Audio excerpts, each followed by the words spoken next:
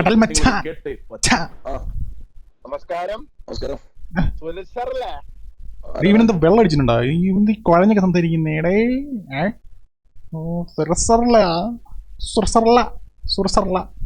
സാറേ, ഇത് മുഖ്യമന്ത്രിയുടെ ഓഫീസിലാണ്. ചെന്ന് കേറി അണ്ണാക്കി കേറി കൊടുത്തതാ. ഊക്കാൻ വേണ്ടിട്ടുള്ളത് ഇട്ടം കൊടുത്തു. ഇരിപ്പത് കിട്ടി. നീ പൊക്കോ, മേടിച്ചോണ്ട് പൊക്കോ. അപ്പൊ ഒരു ഇതങ്ങ് മാറ്റാൻ വേണ്ടി ചിരിയൊക്കെ എടുത്ത് ഫിറ്റ് ചെയ്തു. ചിരിച്ചോ പന്തൊക്കെ നള്ളക്കി വിളിക്കുമ്പോ ഇങ്ങനെ ചിരി കേട്ടോണ്ട് തന്നെ ഇരിക്കണം. മ്യൂട്ട് ചെയ്തത് കാര്യമായി. ഇവന്റെ പേര് വേറെ എന്തോന്നല്ലേ? ഇവന് ഞാൻ ഈ കടൽ മച്ചാൻ എന്ന് വിളിക്കുന്നത്. അപ്പൊ നിന്റെ സ്വന്തം പേര് പറയടാ. നാട്ടുകാരിട്ട പേരാണോ കടൽ മച്ചാൻ? വീട്ടുകാരിട്ട പേരൊന്നുമല്ലോ. നിന്റെ പേര് പറ. വിഷ്ണു എന്നാണ് എന്റെ പേര്. വിഷ്ണു ആണ്. ഞാൻ മറ്റേ കടൽ മച്ചാൻ എന്ന് വെച്ചാൽ യൂട്യൂബ് ചാനൽ റൺ ചെയ്യുന്ന ചെറുക്കനാണെന്ന് പറയണം. കടമച്ചാനാണെന്ന് പറഞ്ഞിട്ട് കടമച്ചാൻ പറയുന്ന ഞാൻ കടലിൽ കയറി ഏതാണ്ട് മറിക്കുന്ന കൂട്ടാ. ഇപ്പം കടലിൽ പോകുന്ന വീഡിയോ ഒന്നും ഞാൻ അവൻ്റെ ചാനലിൽ കണ്ടിട്ടില്ല. നാട്ടുകാരും പറയുന്നത് അങ്ങനെ. ഇപ്പം കരമച്ചാൻ, നീ കടലോട്ട് ഇറങ്ങാറായിട്ടില്ല. ഞങ്ങളെ മൂപ്പൊന്നും ആയിട്ടില്ല. അപ്പൊ നീ കരയിലിരി. എന്നിട്ട് പിന്നെ വിളിച്ചത് മറ്റേ നമ്മുടെ അടൂരിലെ കേസില്ലേ, മറ്റേ ഒലിവിയുടെ എന്തോ വീഡിയോ ചെയ്തിട്ടില്ലേ? അതെന്തുവായിരുന്നു സംഭവം? ഒന്നും അറിയത്തില്ല. പിഞ്ച് വാവയാ, ഒന്നും അറിയാതെ വിളിക്കുന്നത്. ഇവന്റെ വീഡിയോ കണ്ടപ്പോഴത്തേക്ക് ഉടനെ എന്നാ ഞാനങ്ങ് അതിനെപ്പറ്റി അങ്ങ് വിളിച്ചു വെച്ചേക്കാം. പക്ഷെ അവൻ ആരാന്നും അറിയത്തില്ല കേട്ടോ. വലിയ ഡിസൈൻസ് ആരാണ്, അവരെന്താണ്, ഒന്നും അറിയത്തില്ല. അവൻ വീഡിയോ കണ്ടിട്ട് മനസ്സിലായില്ല. ഇച്ചിരൂടെ വ്യക്തത വേണമായിരുന്നു. മച്ചാന് ഇത്തിരി ബുദ്ധിക്കുറവുണ്ട്. മച്ചാൻ ആ വീഡിയോ കണ്ടിട്ട് അങ്ങോട്ട് മനസ്സിലായില്ല. അപ്പം മച്ചാന് ഒന്നുകൂടെ വിളിച്ച് ചോദിച്ച്, അത് ആരെടുത്താ വിളിച്ച് ചോദിക്കാൻ അറിയണം. ഉറുമിനെ പറഞ്ഞ് നിൽക്കടിക്കുന്ന ടീമാണ്. അങ്ങനെ വിളിച്ചിട്ട് ചോദിക്കുക അതെന്തുവാ കേസെന്ന്. നൈസായിട്ട് സെറ്റായിക്കൊണ്ട് വരുക. ആദ്യമേ ഒരു ട്രാക്ക് ഒന്ന് സെറ്റാക്കണ്ടേ, ഒന്ന് മയപ്പെടുത്തി ഒന്ന് കോമഡിയൊക്കെ പറഞ്ഞ് സുഖിപ്പിച്ച് എങ്ങനെയും ട്രാക്കിൽ കൊണ്ടുവന്ന് എന്താ പൈസ കൊടുത്ത് കൊടുക്കാനുള്ള പരിപാടിയാണോ?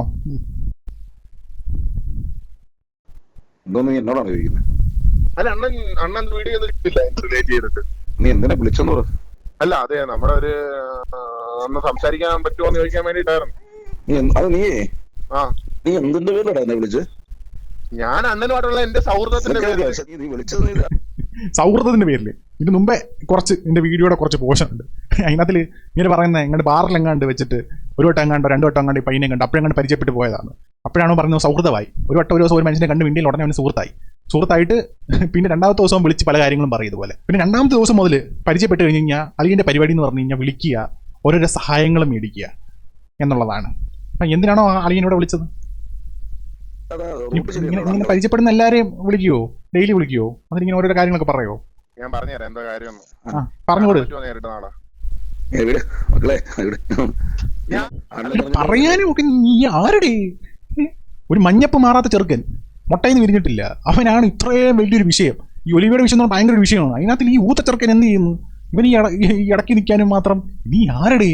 നീ കോടതിയാ, പോലീസാ, അല്ലെങ്കിൽ ഏതെങ്കിലും വലിയ ആൾക്കാർ വല്ലതും ആണോ? അത് ഇങ്ങനെ അറിയാമോ? ഇങ്ങനെ സുഹൃത്ത് വല്ലതും ആണോ? 2 പേരുടെ സുഹൃത്ത് വല്ലതും ആണോ? അതുമല്ല. എന്നിട്ട് അവൻ ഇടനില സംഭാഷണത്തിന് വിളിക്കുന്നു. നല്ലവണ്ണം കിട്ടിയെന്ന് തോന്നുന്നു ഒലിവിയുടെ എന്നല്ലയോ?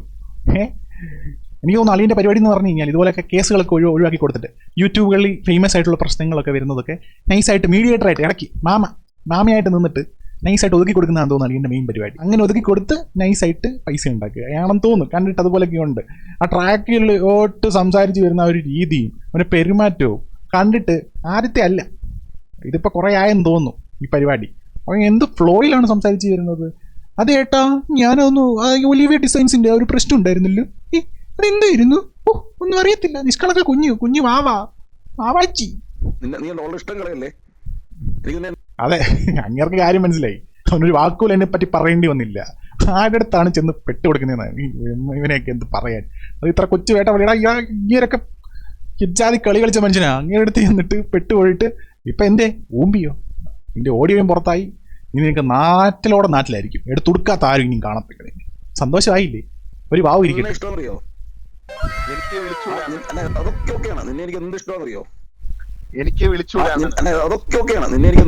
വിളിച്ചൂടെ? ഇഷ്ടത്തിന്റെ ചെയ്യാൻ പാടില്ല. എന്നോട് സംസാരിക്കുന്നത് വളരെ തെറ്റാണ്. അതൊന്ന് വളരെ നീ ഓർത്തു നോക്ക്. ചേട്ടന് കുറെ വർഷമായില്ലേ ഈ മേഖല കഷ്ടപ്പെട്ട് പൈസ ഉണ്ടാക്കാൻ വേണ്ടി നിൽക്കുന്ന ഒരാളല്ലോ. ഇടയ്ക്കൊന്ന് ഒരു സെന്റിമെന്റൽ ട്രാക്ക് പിടിച്ച് അയ്യോ എനിക്ക് വിഷമായി എന്ന് പറഞ്ഞിട്ട് ഒരു ട്രാക്ക് പിടിക്കാൻ നോക്കി. ആരെടുത്താ? പുലി എത്ര തോട്ട കണ്ടേക്കുന്നു. അങ്ങനെ എടുത്ത് എന്ന് കൊടുത്തു. ഇപ്പം ഊമ്പി പിന്നെ ഇതിന്റെ തുടക്കത്തിൽ സുജാത് പാലക്കാരൻ എന്ന് പറയുന്നത് കേട്ടു അറിയാതെ റെക്കോർഡായിരുന്നു, ഒന്നുമല്ല, മനഃപൂർവ്വം റെക്കോർഡ് ചെയ്തത്. എല്ലാ കോളും റെക്കോർഡ് ചെയ്യണം. ഇങ്ങനെയുള്ള തലവരിത്തരങ്ങൾ വിളിച്ച് പറയുന്നവന്മാർ പിന്നെ പേടിക്കണം വിളിക്കാൻ. അങ്ങനെ വേണം, എല്ലാ കോളും റെക്കോർഡ് ചെയ്തത്. അതിന് ഒരു തെറ്റുമില്ല. എന്തായാലും കടൽ മച്ചാനെ കൊള്ളാം, നല്ല മച്ചാനാ, മാമാ മച്ചാൻ, വെറും മച്ചാനല്ല. നീ മറ്റേ മുകേഷ് പണ്ട് അഭിനയിപ്പിച്ചൊരു സാധനം ഉണ്ടായിരുന്നല്ലോ, അഭിനയിച്ച് വെച്ചൊരു സിനിമയുടെ പരിപാടി, മാത്തുപ്പെട്ടി മച്ചാൻ, അതുക്കും വേറെ ലെവലാടാ നീ.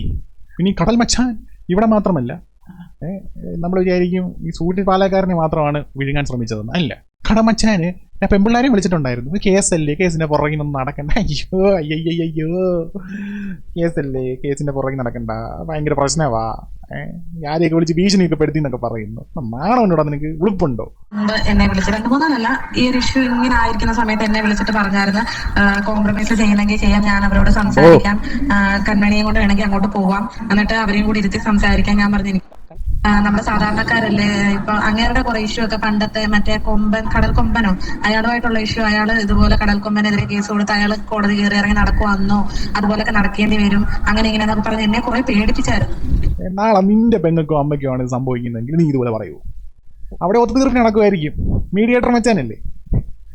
അങ്ങനെ വേറൊരു ഞാൻ നിനക്ക് വേണ്ടി സംസാരിക്കാം, ഞാൻ ഇതുപോലെ അവരെ ആദ്യം വിളിച്ചൂന്ന് ഞാനൊന്നും പറഞ്ഞില്ല, വിളിക്കാനോ ഒന്നും ഞാൻ പറഞ്ഞില്ല. ഫസ്റ്റ് അവരെ വിളിച്ചിട്ട് ഇതുപോലെ പറഞ്ഞത് വേറെ ആരുടെയും കാര്യം അറിയണ്ട, എന്നെ മാത്രം ഇതിൽ നിന്ന് ഒഴിവാക്കി തരാം. കാരണം ഇവര് പറയുന്നത് ഫസ്റ്റ് ഞാൻ വീഡിയോ ഇട്ടത് കൊണ്ട്, ഇത് തുടങ്ങി വെച്ചത് ഞാനായതുകൊണ്ട് എന്റെ നേരെയാണ് കേസ് കൊടുക്കുന്നതെന്നല്ല ഇവർ ആദ്യം മുതൽ എല്ലായിടത്തും പറയുന്നത്. എന്നെ കൊടുക്കും.